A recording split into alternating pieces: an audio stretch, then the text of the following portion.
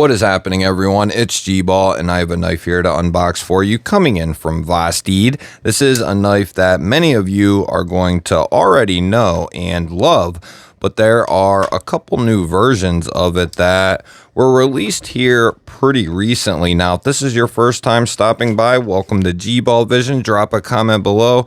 Let me know what your EDC is looking like today. The knife we are going to be taking a look at is the Corgi 295. We are going to be looking at the Raindrop micarta variant, and I know they released a couple different versions of micarta and then some in aluminum. The great thing about the new Corgi V series is it's sporting the Vanker lock, which is one of my favorite locking systems. I really like pivot-based locks, and this is a really good one in my opinion. It's solid, it's fun, it's fidgety, and Vosteed just does a killer job. They are going to be using Bowler N690 for the blade steel, which I welcome with open arms. These are going to come in under $100, and I think it's a great change up from 14C, Nitro V, 154 CM. You know, those are the steels we commonly see all the time. So it's a nice switch up to get N690, VG10, even BD1N. So I like some of the changes that these companies are making and adding some different steels to the mix. Stonewash finish on this particular one. The blue micarta one has a bronze finish blade. I do believe that these are going to be hard to get on the Vosteed website, but I know they're available over on Blade HQ. I think they've kind of been hidden there in a sense. They came out around the same time they're released on the website, but not a lot of people are aware of the fact that they also went to Blade HQ. They do have the various micarta versions and the aluminum ones as well. They even have the smaller Corgi pup in quite a few different variations. Let's get a look here at the overall size of this fella. Coming in at 7, and we'll give it 7 1/16 overall. We have 2 3/4 of cutting edge and 3 inches of total blade. For size comparisons, we have the Kershaw Bonneville up top and the Vosteed Porcupine on the bottom. 2 more, we have the Kaiser Outposter up top and the Ferro Monster Urban Grip V2 on the bottom. And 2 more, the Spyderco Para 3 up top and the PM2 on the bottom. For the pocket clip, it's going to work really well. Standard wire clip. The only thing with wire clips is they don't look like a milled tie clip, so the aesthetics aren't quite there for wire clips, but in all other cases, they do really well. Ergonomics, as far as carry goes, and they don't look bad. It's just they don't look as good as like a milled tie clip would, but it is going to carry nice and deep. And there's some people out there who prefer a wire clip. I would say it all depends on, you know, what your intention is for the knife, but I prefer a milled clip in a lot of cases, but I see, you know, a case for all kinds of different styles, which is, you know, one of the many reasons I became a knife collector. And the other nice thing is it's going to be left-hand friendly. Let's get the arch nemesis out here and give this bad boy a weight check. I like to play a little game here on the channel with these new knives that come in where I attempt to guess the weight of the knife, and I always invite you to play along. You put your guess down in the comments, ounces or grams, whichever you prefer. Even if you already have a comment down there, go ahead and put your guess.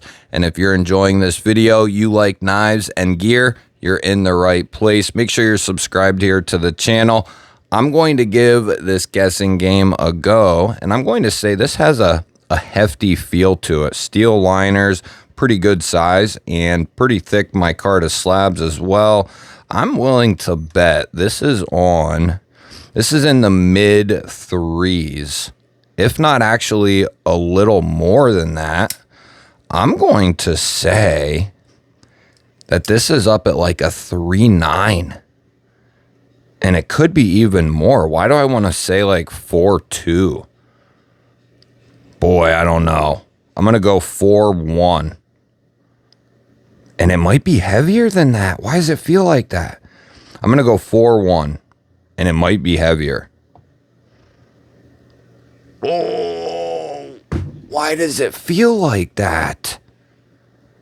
It feels like it's got some heft to it. If you have one of these, let me know if you feel the same way. 3.6 though, that's not heavy at all. 102 grams. So 3.6, 3.7. Yeah. No kidding. So it's got, and partially that's due to the lock design. That's a hefty piece of steel that they are using for the Vanker lock. So it's no surprise it has some additional weight to it. Go ahead and get the calipers out here and get a couple of measurements on our handle and blade. We'll zero those off. We'll get a measurement on the handle first here. 0.5, nice and thick, 12.9 millimeters. We'll get the blade out here and do a blade stock check. That's going to be 3 millimeters on the nose, 120 thousandths, and then a BTE check or behind the edge. And we're directly behind that edge, and that's coming in at 18 thousandths there in that particular spot with that particular hold. Nice and thin, actually. Let's see how this bad boy cuts out of the box. We'll use our standard catalog paper here, drop point, very versatile blade shape, and the sharpening choil. You'll have to let me know what you think. I think it could probably be better, but you'll get some sharpening life out of it. I mean, I've seen plenty worse.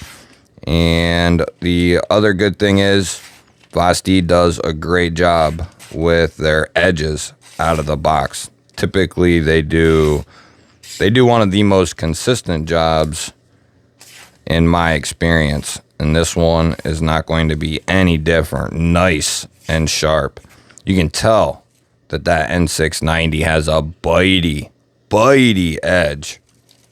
And I think if you talk to people who actually have some experience and some knowledge in that instance of steels, they will tell you, provide, depending on what you're doing, and that's the case with, all pocket knives and their steels, depending on what you're doing. There's going to be different steels for different things, but just in a generalized EDC, something that's fairly tough, fairly corrosion resistant, and has decent edge retention, N690 from Bowler is going to be a good fit there. We have our off-grid driver T8s for the body. Check and see if everything's nice and tight. And we have T8 on the pocket clip as well. It's one thing I always try to mention. I just had one or two people, or 2 or 3 people actually, just within the last week say they had some loose screws and actually lost one. And that's my, why I say what I do is to check that stuff. Check them on your new knives for sure, and then try to keep up with it. If you're carrying a knife a lot or often, it's definitely a good idea to check that stuff out every once in a while. You have your bits and your driver, just check it every once and again. You don't want to lose a pivot, a body screw, a clip screw. You just, especially in the days where extra hardware wasn't a huge thing. Now, with certain companies and certain knives, they send you with a whole batch of hardware. In a lot of cases, you're just fine with what you have in the box. If that does happen, you can always reach out to the company. I'm sure in most cases, they'll take care of you, send you some extra hardware or what have you. But that's something you want to try to avoid, so keep up with it. Love that they do a double set of jimping there up the spine. That's a really nice touch. And the good thing about the full-size Corgi here is it's a very, very neutral handle. So even if you have monster hands, you're going to fit on this thing no problem. You don't have anything stopping you from doing so. If I'm choked up all the way behind the edge there, I have a nice amount of the butt end poking out there. So there's plenty of room for you to spread out on this thing. And because you don't have anything disrupting your grip, you can easily climb up onto the tip for an index cut, really get right up behind the edge if you need to get into something. It's a well laid out pocket knife, and these are very fun and fidgety as well. Like I said there at the beginning, or at least I think I did, The Corgi series is popular not only in the United States, but like worldwide, where you can basically get pocket knives.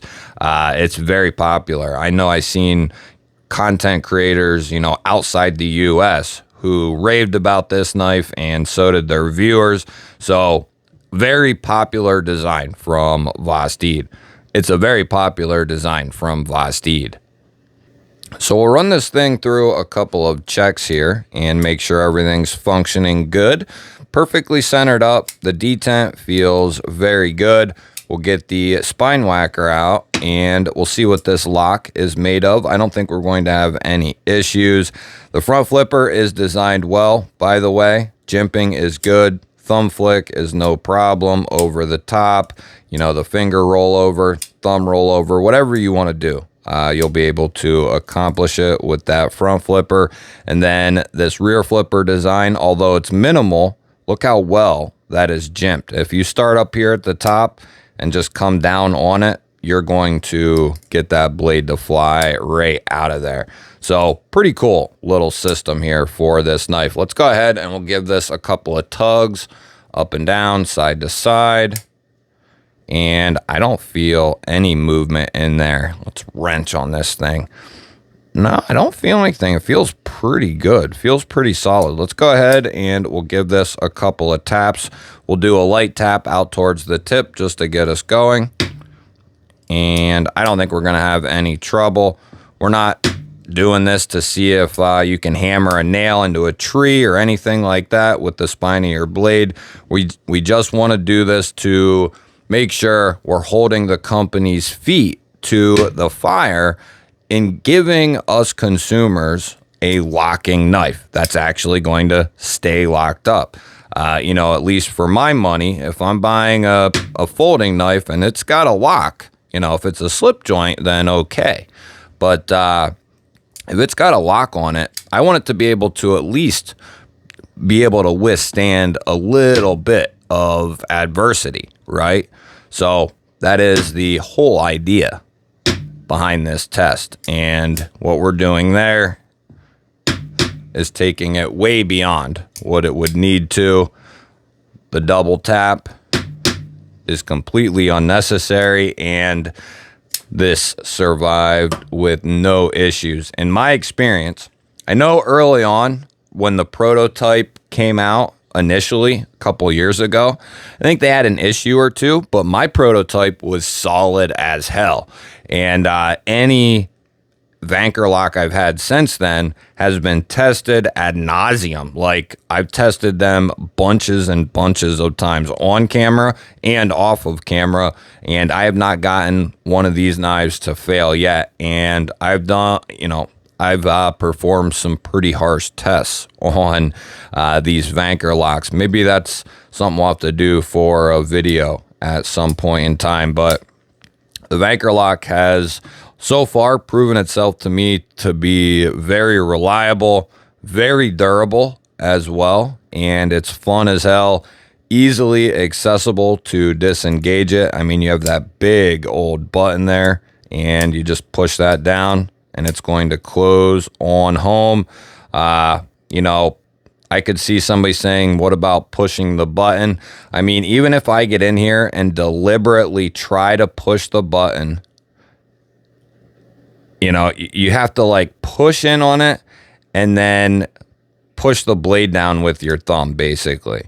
So you basically just don't go over top of it, or be careful when you are up there. Just don't push your index finger into it, right?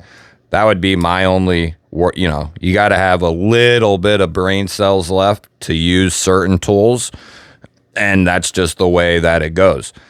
Certain tools are not meant to be in certain people's hands. Like, there's certain things that I just shouldn't have, just shouldn't have, right? I couldn't be trusted with it. So folding knives and folding knife locks, they're kind of similar in that sense. But for everyone else, I think you're going to be in good shape with the Vanker locking system. And here again, this is a casual folding knife. You know, not something you're going to take out into the woods and baton it through various logs for your campfire. It would make a great whittling knife, though, and it would be a great knife for pretty much anything else as well. You'll have to let me know what you think of the Corgi V295 here. I look forward to hearing from you. Do me a solid and hit that thumbs up button. And if you want to make sure you're going to see more dope daily knife and EDC content just like this, subscribe here to the channel and ring that bell. I'll pop up a couple of new videos on your screen. Go check one of them out. Have yourself an awesome day. Thanks for watching. Catch you on the next one.